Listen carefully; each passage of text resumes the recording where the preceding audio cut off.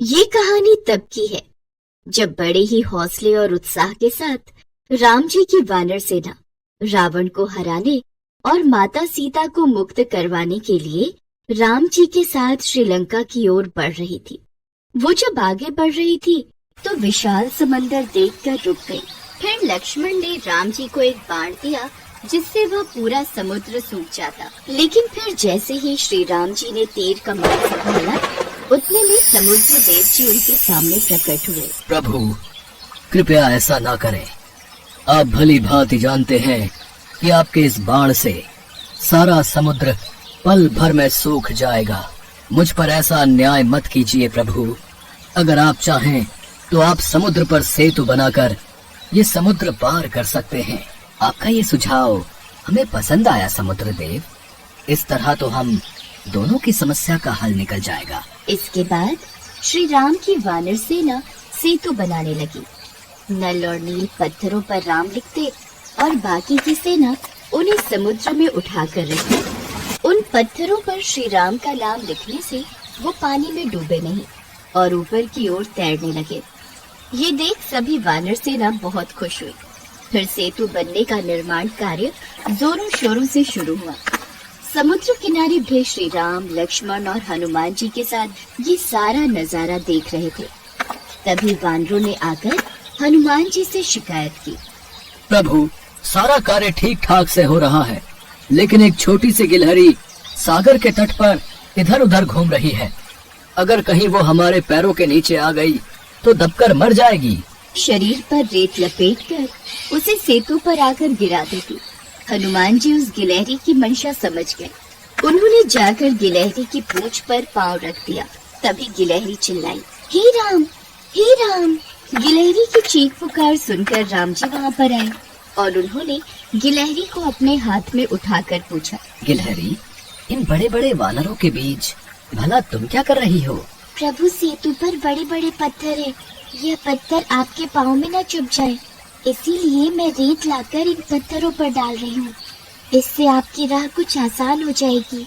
वानरों को आपकी सेवा करते देख मेरे मन में भी ये अरमान जागा कि मैं अपने प्रभु की कुछ सेवा करूँ और इस राम सेतु में मैं भी अपना योगदान दूँ। गिलहरी, तुम्हारे रेत के कुछ कण डालने से भला क्या ही होगा? प्रभु, आप सत्य कह रहे हैं। मैं इस सृष्टि की इतनी लघु प्राणी होने के कारण इस महान कार्य हेतु आखिर कर भी क्या सकती हूँ, और इसका भला मूल्यांकन भी क्या होगा। प्रभु, पत्थर उठाना तो मेरे बस में नहीं, इसलिए मैं ये बालू ले आई। मेरी ये छोटी सी सेवा प्रभु आप स्वीकार करें और मुझे अपनी शरण में लें। गिलहरी की बातें सुनकर राम जी बहुत प्रभावित हुए और फिर मुस्कुराते हुए बोले, गिलहरी, तू इतनी छोटी सी है। हनुमान ने जब तेरी पूंछ पर पांव रखा तो तुझे बहुत दर्द हुआ होगा ना? बता, इसके लिए मैं हनुमान को क्या दंड दूं? प्रभु, यह तो हनुमान जी के चरणों की कृपा थी कि उनके चरण मुझ पर पड़े और मैं आपके हाथों में आ गई और मुझे आपकी कृपा मिली। तुम नन्ही सी जान हो, अतः मेरे प्रति तुम्हारा ये समर्पित प्रेम अतुलनीय है। संसार में तुम जहाँ कहीं भी रहोगी, लोग तुम्हें देखकर मुझे याद करेंगे और मेरी परम भक्त मानकर तुम्हें सदैव अच्छी दृष्टि से देखेंगे। मैं तेरी ये सेवा कभी नहीं भूलूंगा। रघुकुल पर तेरा ये एहसान रहेगा। युगों युगों तक तेरी ये कथा सुनाई जाएगी। फिर भगवान श्री राम ने जब ये वचन कहकर प्यार से अपनी उंगलियों से उस गिलहरी को सहलाया तो उसी दिन से गिलहरी की पीठ पर राम जी की उंगलियों के निशान धारियों के रूप में उस पर छप जाते हैं। तभी से ये माना जाता है कि गिलहरियों के शरीर पर मौजूद धारियां और कुछ नहीं बल्कि भगवान राम की उंगलियों के निशान। पौराणिक कथाओं के अनुसार भगवान राम ने त्रेता युग में सारे कार्य संपन्न कर लिए थे और उनकी सारी लीलाएं समाप्त हो चुकी थी। धरती पर उनके जीवन की अवधि भी समाप्त होने का समय आ चुका था। लेकिन समय समाप्त होने के बाद भी मृत्यु के देवता यमराज भगवान राम के समीप उनके प्राण हरने नहीं आ पा रहे थे। क्योंकि रामदूत हनुमान भगवान राम के प्राण रक्षक थे, जो स्वयं महाकाल का एक रूप है, और महाकाल से उनके आराध्य भगवान राम के प्राण छीनने की हिम्मत ना तो किसी काल में थी और ना ही किसी अन्य देवता में।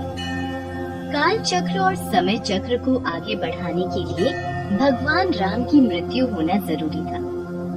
ऐसे में भगवान राम ने एक उपाय निकाला और अपनी एक अंगूठी महल के किसी छेद में गिरा दी और हनुमान जी से बोले, हनुमान, मेरी प्रिय अंगूठी धरती में वहाँ उस छेद में चली गई है। क्या तुम पाताल लोक से मेरी अंगूठी ढूंढ कर ला सकते हो? प्रभु, बस इतनी सी बात। मैं अभी जाता हूँ और शीघ्र ही आपकी अंगूठी लेकर आता हूँ। हनुमान जी अंगूठी ढूंढने पाताल लोक में चले गए। वो अंगूठी को पकड़ने जाते और वो और नीचे चली जाती। हनुमान जी पाताल लोक में पहुँचे। वहाँ वो नागों के राजा नागराज से मिले।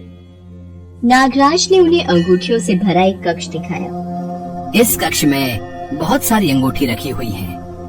आप प्रभु राम की अंगूठी ढूंढ सकते हैं। यहाँ तो बहुत सी अंगूठियाँ पड़ी हैं। इनमें से प्रभु राम की कौन सी है, ये मुझे देखना होगा। राम जी की युक्ति काम आ गई। हनुमान जी अंगूठी ढूंढने लगे। इसमें उन्हें काफी समय लग गया। हनुमान जी को अयोध्या में न देखकर यमराज ने अयोध्या में प्रवेश किया और वे एक संत का रूप धारण कर भगवान राम जी के महल में पहुंच गए। तब संत के भेष में यमराज भगवान राम से मिले और भगवान राम से बोले, प्रभु, आपको मुझे वचन देना होगा कि हम दोनों की बातों को गुप्त रखा जाए और जो कोई भी हमारी बातों को सुने उसे मृत्यु दंड दिया जाए। आप निश्चिंत रहिए, मैं इसी क्षण सभी द्वारपालों को बाहर भेज देता हूँ। राम जी ने लक्ष्मण को बुलाया और उनसे कहा, लक्ष्मण, ये मुनिवर मेरे साथ कुछ गंभीर वार्तालाप करना चाहते हैं। तब तक तुम द्वार पर ही पहरा देना और कोई भी अंदर न आने पाए। इस बात का ख्याल रखना, वरना तुम मृत्यु दंड को प्राप्त हो जाओगे। जो आज्ञा भैया, मैं आपके आदेश का पालन करूंगा।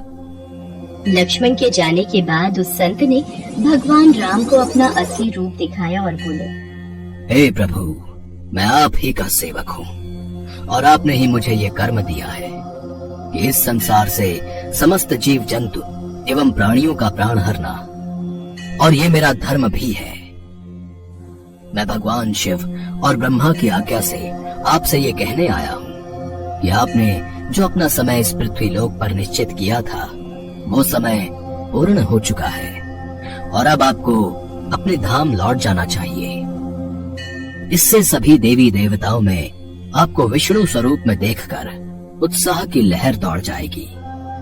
इस पर भी हे प्रभु, आपको कुछ और समय इस पृथ्वी लोक पर बिताना है तो आप रह सकते हैं। भगवान राम तो अंतर्यामी हैं। वो यमराज की बातों को सुनकर मंद मंद मुस्कुरा रहे थे। भगवान राम और यमराज के बीच वार्तालाप चली रही थी कि इतने समय में भगवान राम के महल में दुर्वासा ऋषि आ पहुँचे।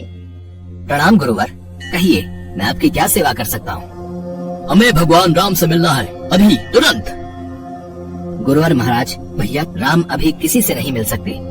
उन्होंने किसी को भी कक्ष में न आने का आदेश दिया है। मैं उनके समक्ष नहीं जा सकता। लक्ष्मण की बातों को सुनकर दुर्वासा ऋषि को क्रोध आ गया और वो श्राप देने लगे। मेरा इतना घोर अपमान! अगर मुझे राजा राम से नहीं मिलने दिया गया तो मैं पूरी अयोध्या नगरी को अपने श्राप से जलाकर भस्म कर दूंगा। अगर मैं इन्हें भैया के महल में जाने दूं, तो सिर्फ मुझे ही मृत्यु दंड मिलेगा, लेकिन अयोध्या नगरी तो बच जाएगी। गुरुवर, मैं भैया को आपके आने की सूचना देकर आता हूँ। लक्ष्मण भगवान राम के कक्ष में चले गए। लक्ष्मण को सामने देख भगवान राम चौंक गए और यमराज अंतर्ध्यान हो गए। राम जी दुखी हुए कि एक राजा होने के नाते उन्हें लक्ष्मण को मृत्यु दंड देना होगा। राम जी ने अपने कुलगुरु से इस विषय में वार्तालाप किया। राम, किसी अपने का त्याग करना भी मृत्यु दंड के बराबर है, इसलिए तुम लक्ष्मण का त्याग कर दो। लक्ष्मण ने गुरुदेव और राम जी के बीच हुआ वार्तालाप सुन लिया और वे श्री राम से बोले, भैया, आप मेरा त्याग मत करना, मैं ये सहन नहीं कर पाऊंगा। आपके वचन का पालन करते हुए मैं स्वयं ही अपने शरीर का त्याग कर दूंगा। लक्ष्मण ने अपने भ्राता श्री राम का वचन निभाने के लिए अयोध्या की सरयू नदी में समाधि लेकर शेषनाग का रूप ले लिया और फिर भगवान विष्णु के निवास स्थान क्षीर सागर में जाकर उत्पन्न हो गए। उसके बाद भगवान राम भी लक्ष्मण के वियोग में थे। उन्होंने भी सरयू नदी में जाकर जल समाधि ले ली और अपने परम धाम को चले गए। उसके पश्चात हनुमान जी जब अंगूठी लेकर वापस लौटे तो प्रभु राम को महल में न पाकर हनुमान जी बहुत दुखी हुए। प्रभु, आपने जानबूझकर मुझे पाताल लोक में भेजा था ताकि मैं आपको रोक ना सकूं। प्रभु, आपकी आज्ञा पाकर मैं धरती पर ही रहूंगा और जहाँ कहीं भी आपके नाम का भजन और कीर्तन होगा वहाँ मेरी कृपा हमेशा बनी रहेगी।